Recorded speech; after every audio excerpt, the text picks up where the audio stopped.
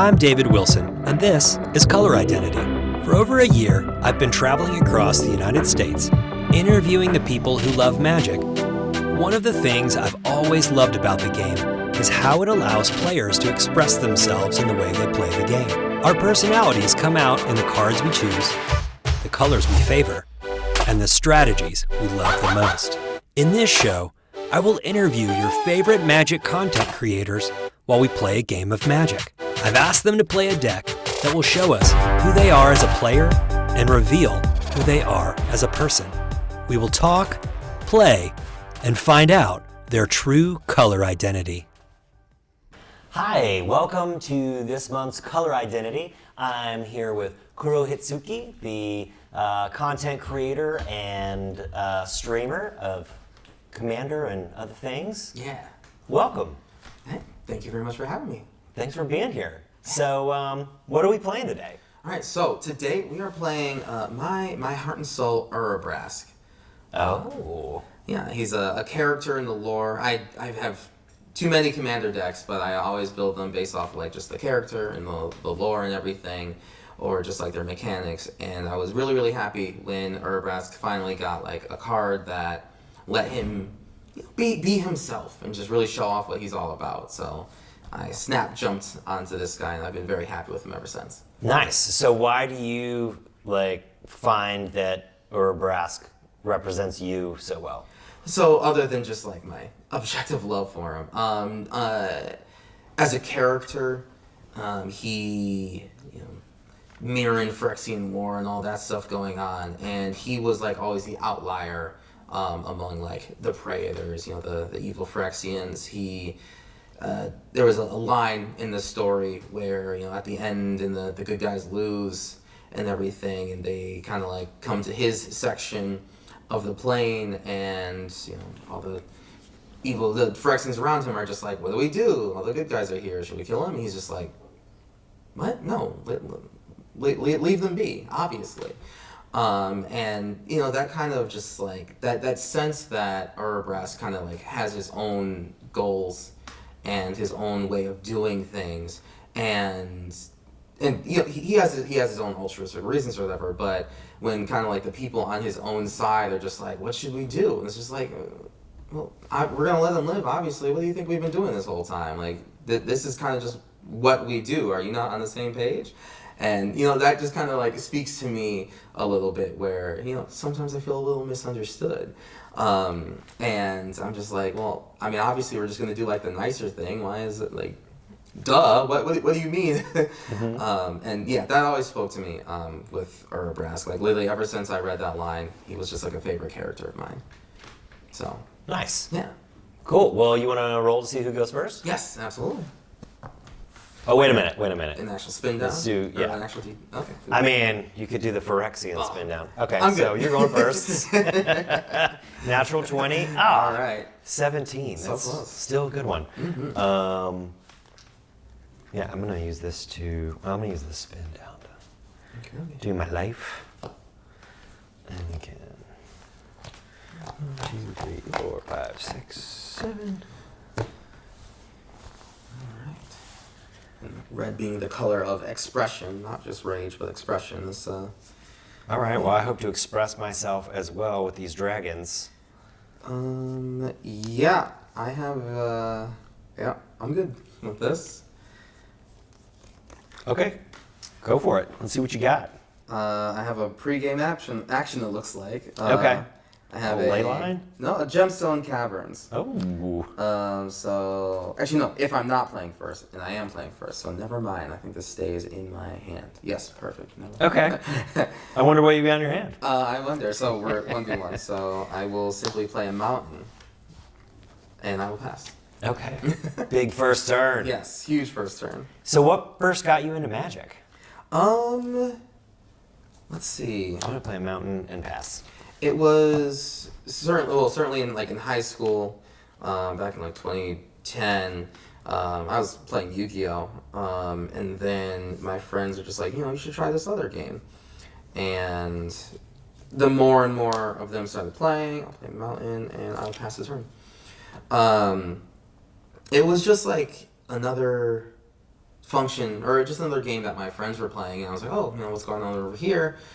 And when I started looking into the cards and everything, the intro decks are like what really got me into it. I wanted to find a game where I could express myself, and Yu-Gi-Oh was kind of good for that too. But then I saw like Captivating Vampire on the cover of an intro deck, and I'm like, wait a minute, there's vampires in this, and they're like, a deck, like they're a faction that I can play. Okay, well, there must be something to this game if I could just play vampires and nothing but, and it still works out. And just ever since then, just kind of, just seeing that you can play this game the way you love, and it can work out sometimes or it loses, but like you're still able to do so. You're still able to sit down and play.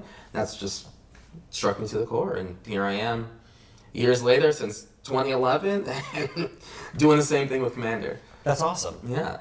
I feel like, I've talked to a lot of people who have mentioned a similar sort of thing. It seems like maybe Yu-Gi-Oh is like a gateway drug to Magic.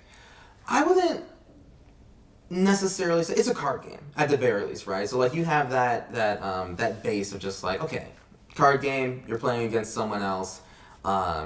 You probably watch the TV show, so you love your characters or your decks from that TV show, so you're going to buy the Yu-Gi deck, and you're going to play the Yu-Gi cards, and you're going to talk like you're in anime and everything. So, like, in that sense, it's definitely like a way to express how you like these characters that you saw on the show on the board itself.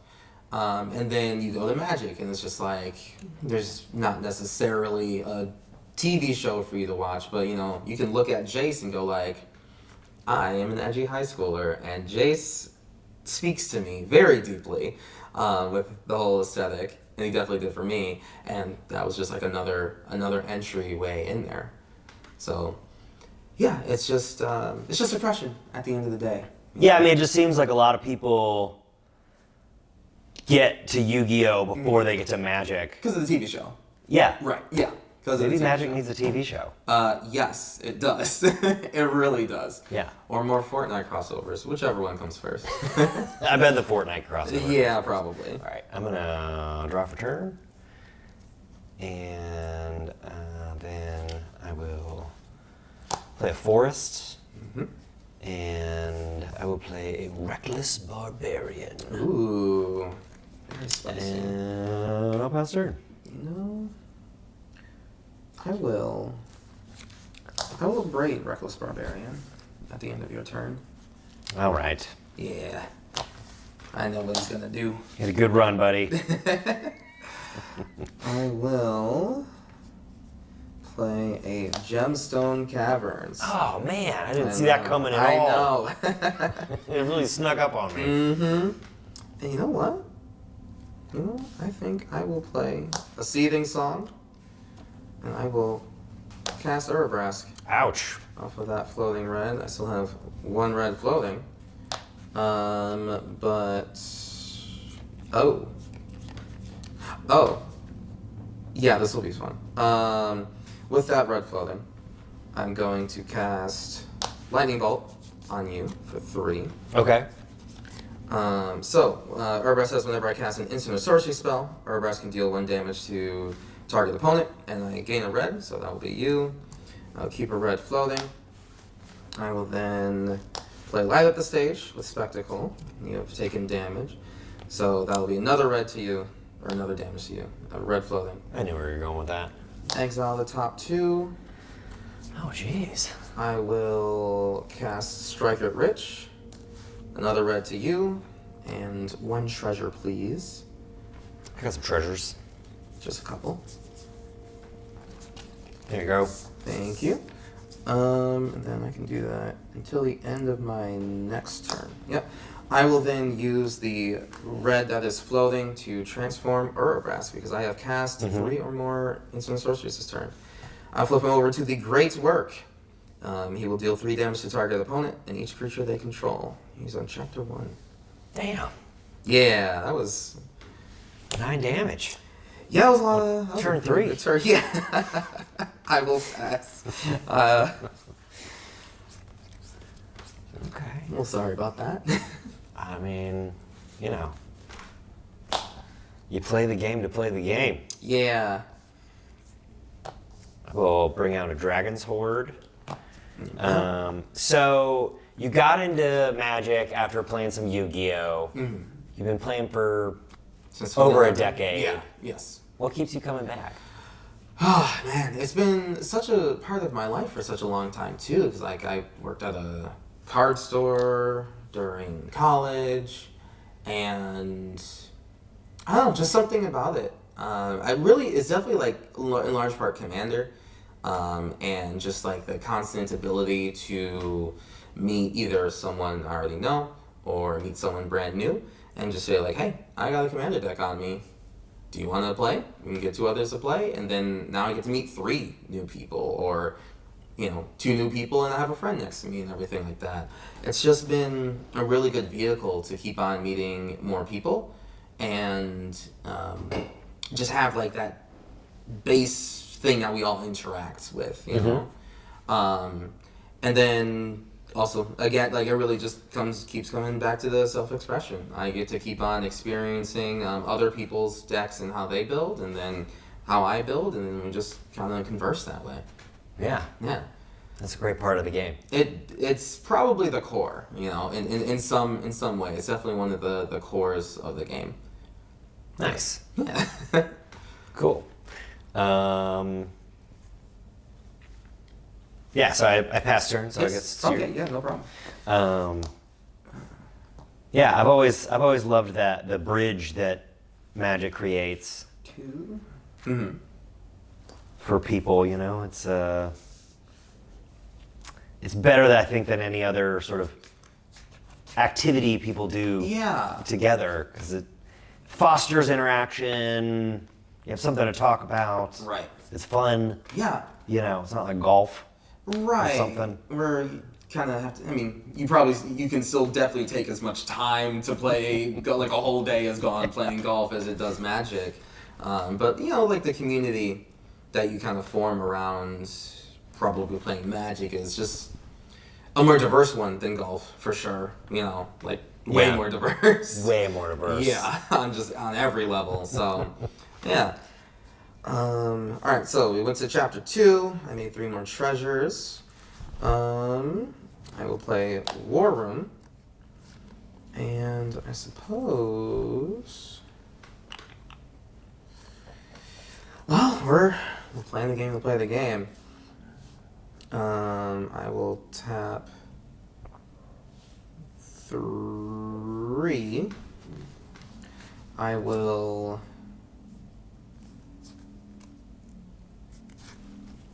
Yeah, I'll tap. Sorry about that. I will tap 2 for Pyretic Ritual, so I'll have 3 red floating. I will then spend those 3 red for a Jessica's Will. I do control my commander, even though he's in a different form. So I will choose both. How much red do you have, or how many cards do you have in your hand? I have 4 cards in my hand. Right. No, sorry, 5. I'm sticky. Yeah. I'll gain 5 red, and then exile the top 3. Oh, jeez. Yeah, that's a lot. That's bad news. Yeah. One of the ways I build decks is by, I typically don't have any tutors in them. Unless it has to be a competitive deck, of course. I do very much enjoy the risky, I hope I get something good off the top. Because I could just get 3 reds and then I'm out of steam, and that's just what it is. But I'm just as scared and excited to see what I get off the top as my opponents. We haven't crashed in any mountains yet. You're right. Yeah, not a single land actually, which would normally be quite scary.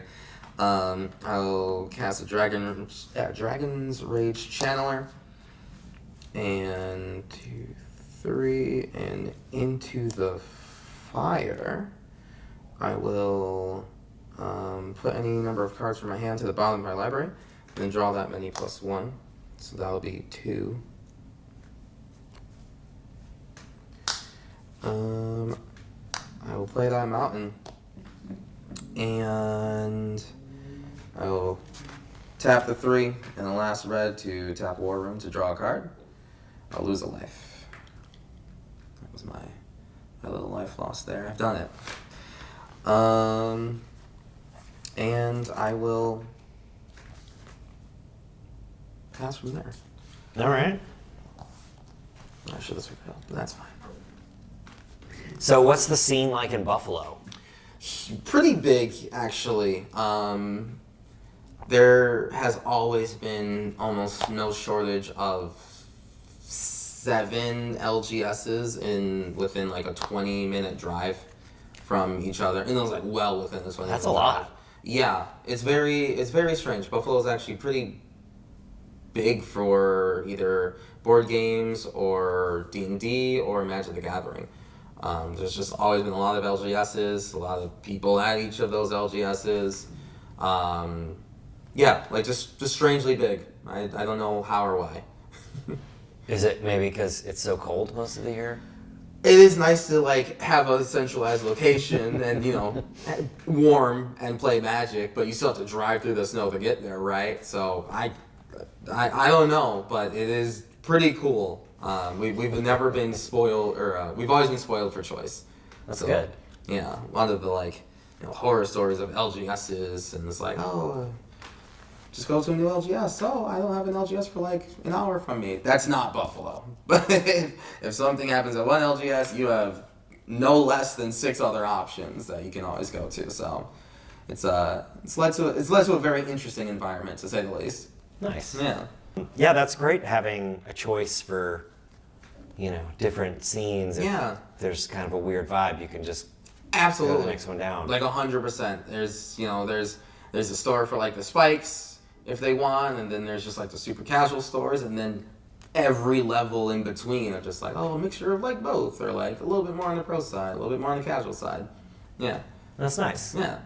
It's a weird balance, but it works out somehow. Okay. Yeah. So what got you into streaming initially? My friends back home would every couple months, every 2 months, there would be like a new kind of game of the month or whatever. And it's just they would always choose a multiplayer game that at least a couple of them were really into, and they would just choose to play it that month, and then kind of move on to the next one. And pretty much when the games weren't what I wanted to play at all, they just like World of Warcraft, just not really my type of game. I would just kind of be playing on my own, and I wasn't really in the group chat, while they're talking about that stuff. So I'm like, man, I want to play video games, but not really anyone to talk to while doing it. And previously, I went to Japan in 2018, and time zone wise, my friends were asleep when I was kind of getting up and didn't really have much to do until later in the day. So I went to Twitch. I'm like, what's this all about? At least I get to watch something and kind of interact a bit while my friends are going to sleep. So that's what turned me on to Twitch. And then I get home and I'm looking for other ways to communicate with people while I'm playing games, and then I started streaming. I already had all the gear because when I was working at a card store, I was trying to kind of set up game recordings and streaming and all that stuff.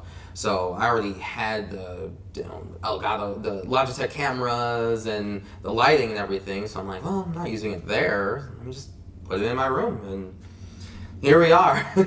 That's awesome. Yeah, it's been a good ride. And so when did you start doing that stuff?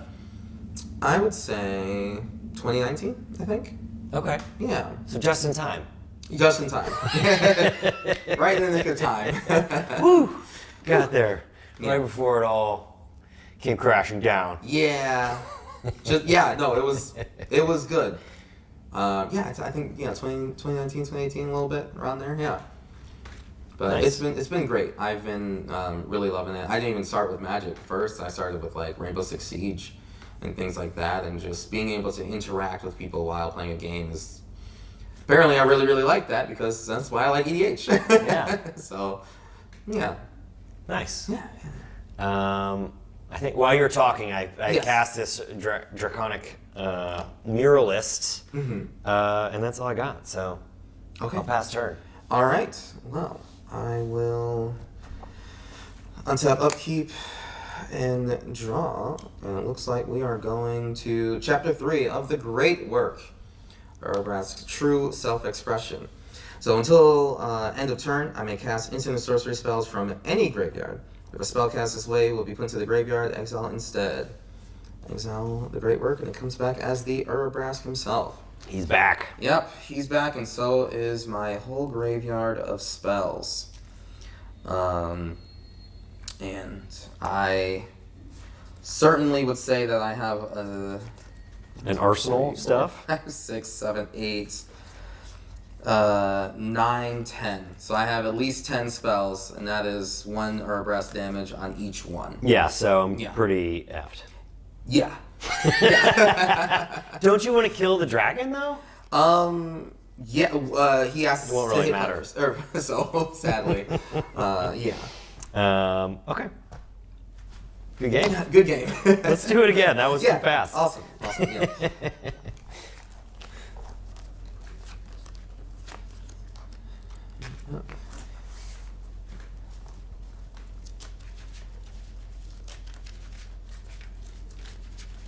Sorry, that is a fast, yeah.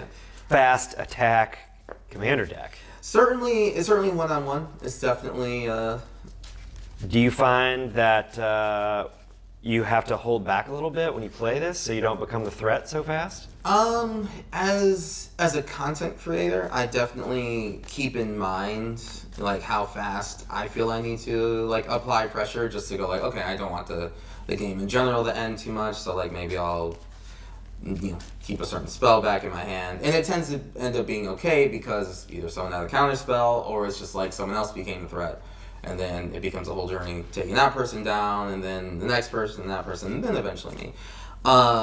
But usually no. I tend to have decks that there's openings like to taking me out. Interacting with my commander is typically the number one opening that just kind of like shuts down the whole game plan. Yeah. And then I gotta rebuild it back. So I've gotten pretty good at politics at the very least. But yeah, usually, at least content creator wise, it's always been like a good length of game time before at the very least I pop off and win. So. Okay. Yeah. I know that game was different, but one-on-one commander is a very different breed. It definitely alters the feel and flow of the game. Right. Because at least one damage, I have to go like, okay, one to you, one to you, one to you, in order to kind of separate that around versus all at one. Yeah. Here's 11 on turn 4. Or 5. Yeah. yeah. I do apologize. That was too quickly. Look, we do this so we can see what your deck is about. Well, fair it's enough. not about mine. Fair enough. I will. Yeah, I'm gonna take the Mully. I will also mulligan this one. I don't think that was going to lead to a very fun time for either player.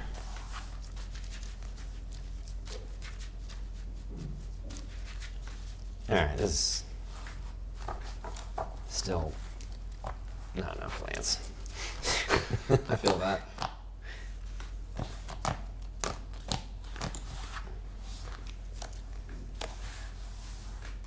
Okay, this is doable. Yeah, I can do this, I guess. Yeah, we'll do it.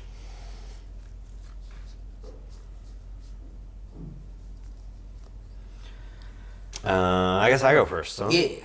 Let's get back to 20. Let's see all will be one. Perfect. So I'm gonna start with a mountain, and then drop a soul ring. All right. And it is your go. Okay.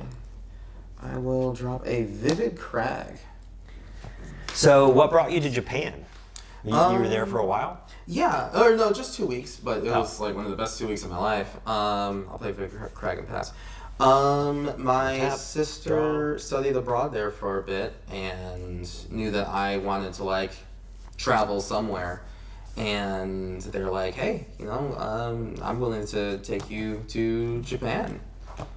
So a local friend of mine was like, yeah, I'm gonna go to we were just talking about like our plans for the New Year's, like around December, pretty much around this time, but back in 2017. And they're like, oh yeah, I'm gonna go to a Hitsume Miku event in Japan. And I'm like, oh, I'm going to Japan too. And we both like stopped and like, when? And they're like, oh, in March. And I was like, wait, but I'm going in March.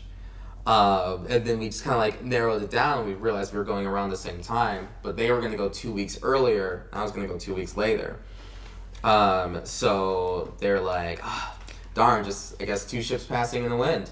But as it got closer to the day, or at least to March, they're like, their friends dropped out, and then they realized that they could just go to a concert in New York City pretty much later in the year. So they're like, you know what, let's move it 2 weeks back. And yeah, it was just me, my friends, my sister and their fiance just going to Japan.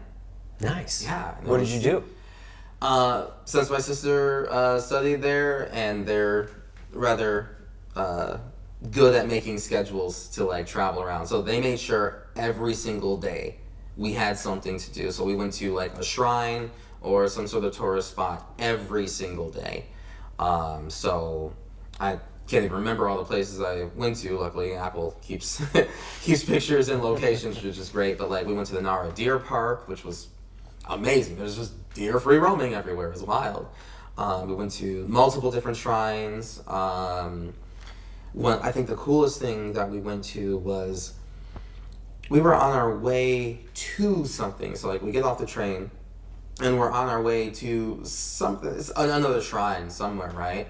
But like, we get off the train and we go through a toy store, and we leave, and it's just like an anime like cosplay festival celebration thing just like happening. Like, we just opened the doors, and there's just so many people in cosplay, and we had no idea what was going on. It was just a random Sunday in Japan, and that's just what happens on a random Sunday in Japan. It wasn't even like a big like competition or anything like that. It's just what that just people are doing there. Yeah, it's just the little like weird strip of road to do that, and that was just really, really cool to kind of just stumble into that and just kind of see a bunch of different cosplayers and all that. Yeah, and I was like, wow, that's just Japan. There we are. Nice. Yeah. So are you like really into Japanese culture and things like that? I wouldn't say, like, I definitely appreciate it, but not like overly too much. You know, I'm not gonna be all like weird about it, but I do. Right.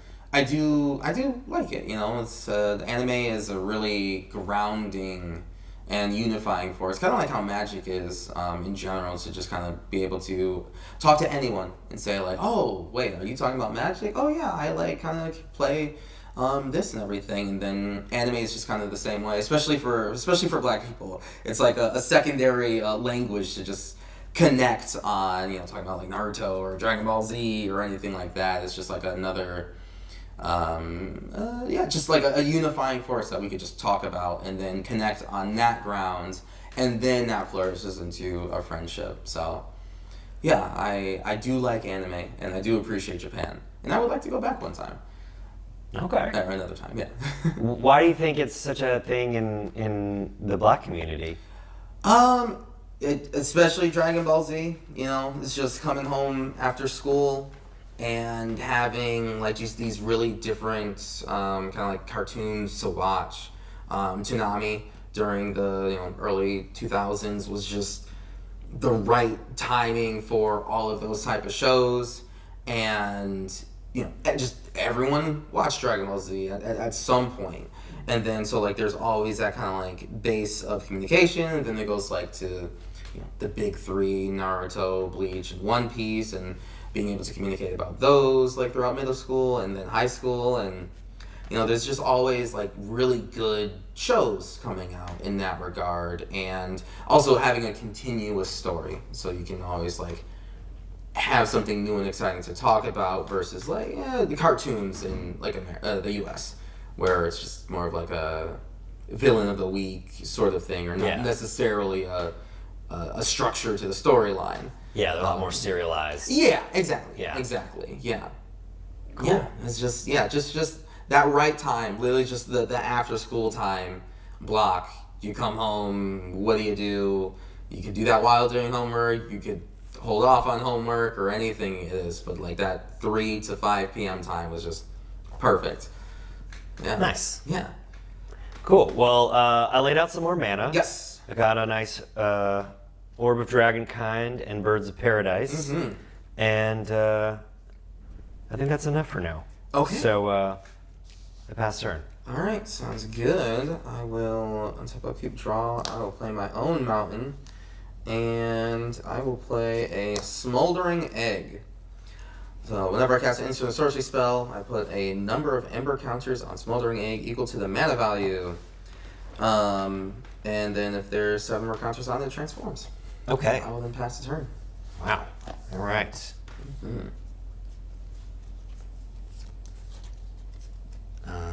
I'm gonna play a mountain, Mm-hmm.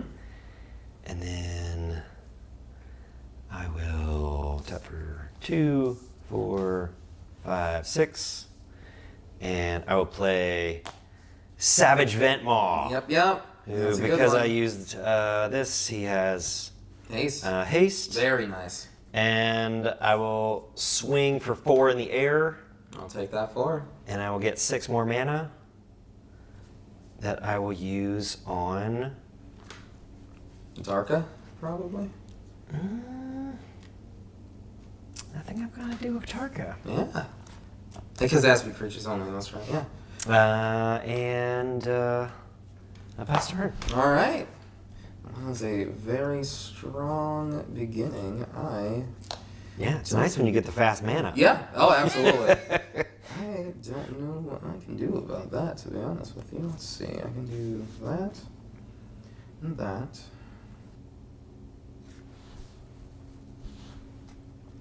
Let's do a Desperate Ritual into an Urabrask. Okay. Put a counter on this, and that's going to be it. Okay. Mm-hmm. Well, I think I got you then. I believe you do. Unless you have something spectacular up your sleeve. No. Because I can bring out Scourge of the Throne. Mm-hmm. And Luckily, I am not on the throne. Although, is it a Yeah, you're player with not. the highest life total? No, a person. That's right, yep. so he will have haste, so I can Yep. attack for 12, 24, 32? Yeah. Yeah, 32 in the air. You got me. Yeah, you got me. These are some quick games. Yeah, absolutely. You want? Do a third? Let's do a third. Let's do a third. Oh wait, this stays out. Mm-hmm.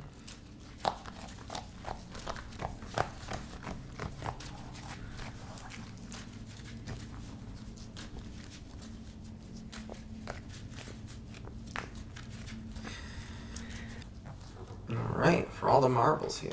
Here it is. Yeah. Final countdown. Mm-hmm.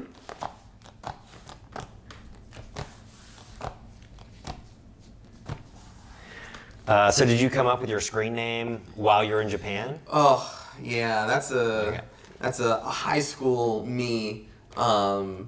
Speaking of anime, it's just like I met friends in high school. We watched the same anime, and we wanted to make our own story with our own characters and everything. And for my character, I just went to Google early, 2009 Google Translate. And 2007 Google Translate, and just kind of butchered Japanese words until I got what I wanted, and I was still wrong anyway. And I didn't learn I was wrong until I started streaming, and someone who spoke Japanese was just like, "What do you think your name means?" I'm like, "Oh, it means this." And they're like, "No, not at all." I was like, darn it. Isn't that a wonderful thing about putting things out there in the internet? Yep. You can instantly find someone out there that will tell you you're wrong. Yeah. It was just great. Cool. Good. I am a little too deep in the hole to change that, so here I am. All right, I think you're up. All right, I believe we're gonna have another fast one here. Uh-oh. Yeah, let's See if I can keep up. let's see. Mountain and a dual bonus. Okay. I'll bring out the boy. All right. Yeah, I will pass. The early bird gets the praetor, I guess. It does. It does. I will drop a Carpulsian Forest, tap it for a green, and bring out Findhorn Elves. There we go. And I will take a damage. Okay. And, yeah. All right. Go for it. I'll play a mountain, and I'll go to combat. That's Okay. 4. Okay. I will go down to 15, unless you've got some extra... Nope. I'll pass from there. Okay. Yeah.